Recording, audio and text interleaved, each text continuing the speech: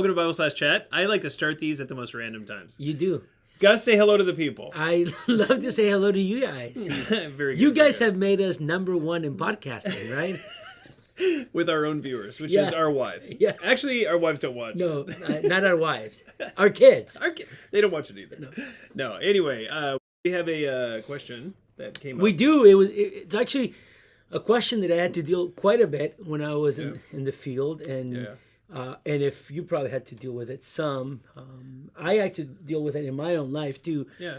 Which is the question of, okay, I grew up in a Christian home. I was baptized at a young age. Yeah. And then all of a sudden, when I was in college, I was truly saved. Yeah. So the question is, should I get baptized? And I usually hear people saying, no, well, you were already baptized. Yeah. Who knows when you really got saved? Maybe you were saved at 5 or 6. Yeah. So what would you do if someone says to you, hey, I was baptized when I was young. Yeah. Now that I'm older, I really think that I got saved not long ago, or maybe when I was in college or in high school. So how would you navigate that? Yeah, it's tricky actually. It's a very sensitive issue, obviously, because there are so many different convictions about what baptism should be and what it looks like. We even have people who have been rebaptized because they were sprinkled. Yeah. And in their, even as believers, but in their conviction, they were never immersed, and so they decided to get rebaptized. So that happens a lot. So the tricky part of this is, what is baptism, actually, is the question. And at the end of the day, when you just survey the New Testament, it seems like baptism is an act of obedience that a true believer does. Yeah. Which is where we're not paedo-Baptists. We don't believe in baptizing babies. We love our Presbyterian brothers and sisters, but we do not believe in baptizing babies because just as you read the New Testament, I think it's very clear that it's believers who are baptized. There's not clear texts that talk about baptizing infants or anything like that. We may need to do another video on this topic. But all that to say, so you have this command to be baptized, which is an act of obedience from the heart of a believer. It doesn't do anything, it doesn't confer anything on you, but it is what God has called us to do, to separate us and to announce our connection with the body of Christ and with Christ himself. And make a public witness, public testimony of that. So when we have these baptisms, and that is actually all that we're doing. It doesn't do anything special for us or anything like that. There's lots of wisdom in why to be baptized, obviously, but that every believer should be baptized, I think, is very clear. The tricky part for people, and this happens actually a ton in pastoral ministry, a lot of people have come to us and said, I was baptized. I was raised Lutheran. I was baptized as an infant. Good conservative Lutheran church, came to Christ when I was in high school, but I was baptized as an infant. Do I need to get rebaptized? Or we have people who come to us and say, like in your case, I was baptized when I was 9, and so now I didn't get saved until I was in college. I wasn't a believer. I just did it because my parents wanted me to, and I thought I know God because of my parents, and so I did it. But again, that's also very confusing for people. The answer that we would give them is that it is an act of obedience. And that it is something that should be done by a believer. So we always encourage people, go back in your past and ask the Lord to help you see whether you were saved when you were baptized or not. If you were a true believer when you were baptized, even if it's just like the most baby Christian reality of knowing Christ, which most of the time it is, you just know that little window of the reality of who God is. And maybe you grew and you had times of backsliding and times of growth and all sorts of things during the course of your Christian life. But if you think you were actually a believer at that time, then you don't need to worry about getting rebaptized. However, if you look back and you say, I know I wasn't a Christian. I remember when I got saved. I didn't know God. Now I know God. And I remember the day that I came to know Christ. And it was very clear, If that's the case, then what we would encourage people to do is to get rebaptized.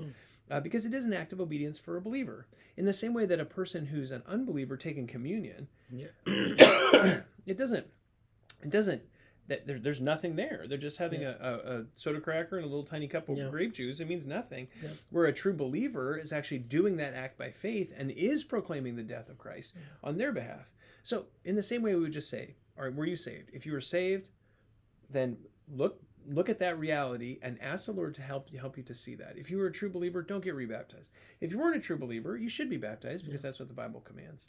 So that's where we would draw the line.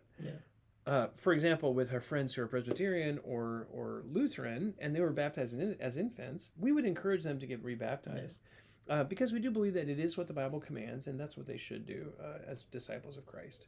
Does that mean that they're going to have some special spiritual experience, or if they choose to not, because they're more convinced of paedo-baptism, that they're going to be punished or condemned? No, obviously not, right? No.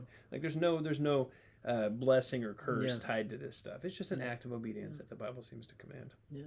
And with that, I mean, which is really interesting because I you think about it, especially as you have people coming in from other confessions of faith, if you want to call it that way. Yeah. Would the mode of baptism matter, even if someone was saved and then baptized as a believer, sprinkled as a believer? Would you say that the mode of baptism does it matter? Do they need to get baptized again to be immersed? Yeah. So mode, we would want to be very cautious on making that. Oh, is it working? Okay, good. It is. Sorry. I thought maybe it wasn't recording sound.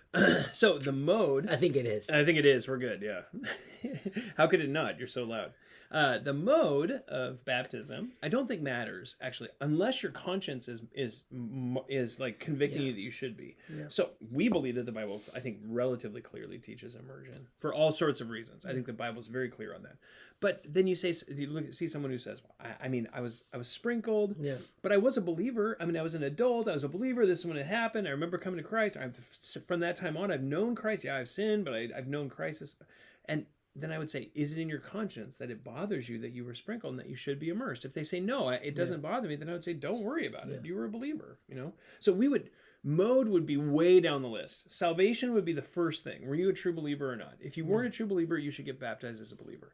If you were a believer, but then you're baptized a different mode, or baptized by someone who maybe turned out to be a heretic, I mean, that's a common one as well. Or baptized in a church denomination that you later left. Like, for example, people who come to Christ in a Pentecostal church get baptized there, but then later realize, actually, I don't believe this stuff theologically.